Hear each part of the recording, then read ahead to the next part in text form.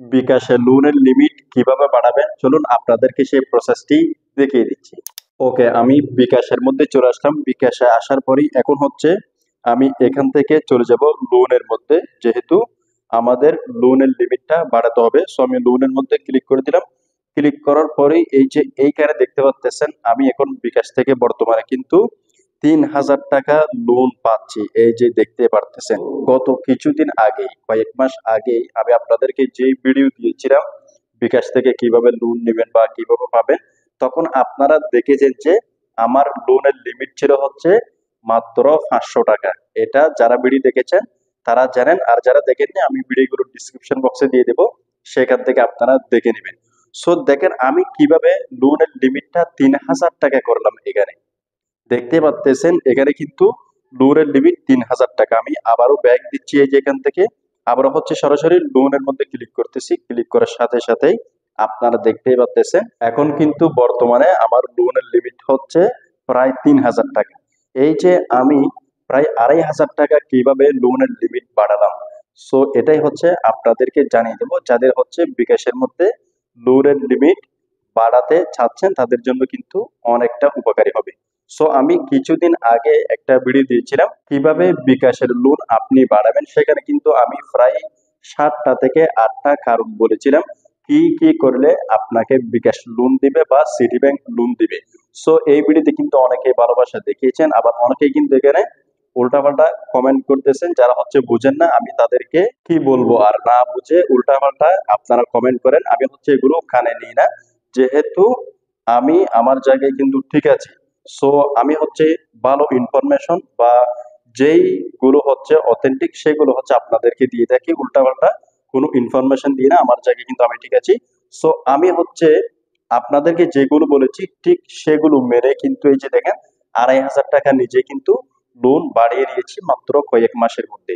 So আপনারা তো বাঙালি, আপনারা চান একদমই দ্রুত হয়ে যাক, কোনো আপনারা কষ্ট করতে চান না। অবশ্যই কিন্তু এখানে কিছু আপনাকে নিয়ম মানতে হবে। আপনি যদি এগুলো না মানেন তাহলে কিন্তু আপনাকে কখনোই এখানে লোনটা বাড়িয়ে দিবে না। সো এটা অবশ্যই আপনাদেরকে মাথায় রাখতে হবে। কিছু পেতে হলে কিন্তু কিছু দিতে হবে। সো আপনারা যদি চান আমি এখন এই যে লোনটা বাড়িয়ে নেব সাথে সাথে, তাহলে কিন্তু হবে না। অবশ্যই আপনাকে কিন্তু নিয়ম মানতে হবে। সো আপনি যদি মানতে না চান অবশ্যই কিন্তু নিয়মগুলো বলতে এখানে সময় লেগেছে। সো আপনি যদি সময় দিতে না পারেন তাহলে আপনি কিভাবে লোনটা বাড়াবেন আমাকে বলেন। আচ্ছা যাই হোক, এটা আমি আর কথা বলতেছি না। এখন হচ্ছে আমি আপনাদেরকে সরাসরি বলে দেব যেই নিয়মগুলো মেনে আমি এখানে বিকাশের মধ্যে লোনটা বাড়িয়েছি একদমই প্র্যাকটিক্যালি। সো আগে যে ভিডিওতে বলেছি সেগুলো কিন্তু আমি মেনেই এই যে লোনটা পেয়েছি। সো আমি আপনাদেরকে বিষয়গুলো বলতেছি কিভাবে লোনটা আপনারা বাড়াবেন।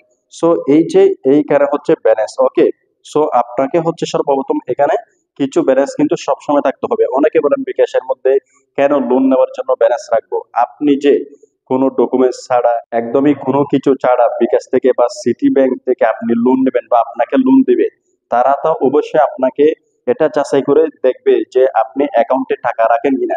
যদি আপনি ট্রাস্টেড হন, যদি টাকা রাখেন সবসময়, তাহলে কিন্তু তারা আপনাকে লোন দিবে, না হলে কিন্তু লোন দিবে না। সো এই ছোট্ট বিষয়টা আপনারা বুঝেন। অবশ্যই কিন্তু আপনাকে এখানে কিছু না কিছু কিন্তু অ্যামাউন্ট রাখতে হবে, সেটা বেশি হোক আর কম হোক।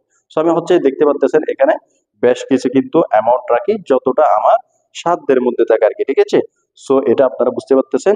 এরপর হচ্ছে এখান থেকে আপনাকে এই যে স্যান্ড মানি বা মোবাইল রিচার্জ অথবা হচ্ছে ক্যাশ আউট, যেগুলো হচ্ছে আপনি দৈনন্দিন করেন, আপনার যদি কাজে না লাগে আপনি করবেন না, যখনই কাজে লাগবে আপনি এগুলো কিন্তু ইউজ করবেন। এরপর হচ্ছে যেটা সবচাইতে বেশি লোনের লিমিট বাড়াতে আমাকে সহযোগিতা করতে, সেটা হচ্ছে এই যে সেভিংস। বিকাশের মধ্যে সেভিংস আপনি যদি করেন তাহলে কিন্তু আপনাকে অবশ্যই লোন আর লিমিটটা বাড়িয়ে দিবে। এটা কিন্তু আমি আপনাদেরকে আগেই বলেছি। সো এই যে দেখেন আমি কিন্তু সেভিংস করেছি, সেভিংস এর মধ্যে ক্লিক করে দিচ্ছি। ক্লিক করার পরে বর্তমানে কিন্তু একটা রয়েছে এবং আমি কিন্তু একটা সেভিংস করে অলরেডি ভেঙে ফেলেছি। এই যে দেখতে পাচ্ছেন, যেটার ভিডিও আমি পাবলিশ করেছি আপনারা দেখতে পেয়েছেন। এই যে একটা কিন্তু আমার সেভিংস ছিল। সো সেভিংসটা করার পরে কিন্তু আমাকে তারা 1,000 টাকা লোন বাড়িয়ে দিয়েছে। আবার যখন আমি নিয়মিত এখান থেকে এগুলো পরিশোধ করতেছি, আমার কিন্তু লোনটা বাড়িয়ে দিচ্ছে। এরপর হচ্ছে এই যে দেখেন আমি বিকাশ থেকে যখনই লোনটা নিয়েছি, এটা কিন্তু খুবই গুরুত্বপূর্ণ।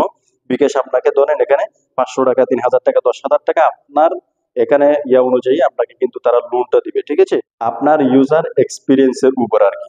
সো এই যে এখানে গেট লোন, এখানে ক্লিক করা হচ্ছে। আপনার যত লোন থাকবে আপনি কিন্তু এখান থেকে কম বেশি কিন্তু সবসময় যে কোনো একটা লোন নেবেন, লোনটা নিয়ে আপনি হচ্ছে এখানে যে সময়টা দিবেন সময়ের মধ্যে কিন্তু পরিশোধ করে দিবেন, তাহলে কিন্তু আপনাকে লোনের লিমিটটা বাড়িয়ে দিবে। অনেকে কিন্তু লোন নেন না, লোন আছে তাহলে কিন্তু হবে না। আবার অনেকেই কিন্তু লোন নিয়ে সময় মতো পরিশোধ করেন না, তাহলে কিন্তু আপনাকে তারা ট্রাস্টেড মনে করবে না। এটা অবশ্যই আপনারা মাথায় রাখবেন। সো এখান থেকে হচ্ছে আপনি লোনটা সবসময় নেবেন এবং হচ্ছে সময় মতো পরিশোধ করবেন, এটা মাথায় রাখবেন। এরপর হচ্ছে এই যে সেভিংসটা হচ্ছে আপনাকে করলে কিন্তু তারা অবশ্যই লোনের লিমিট বাড়িয়ে দিবে। সো যারা হচ্ছে সেভিংস করেন না, আমাদের ভিডিও রয়েছে, আপনারা সেভিংস করতে পারেন। এখানে হচ্ছে আপনি সেম ভাবে টাকা জমাতে পারেন এবং হচ্ছে সহজে কিন্তু উইথড্র করতে পারবেন।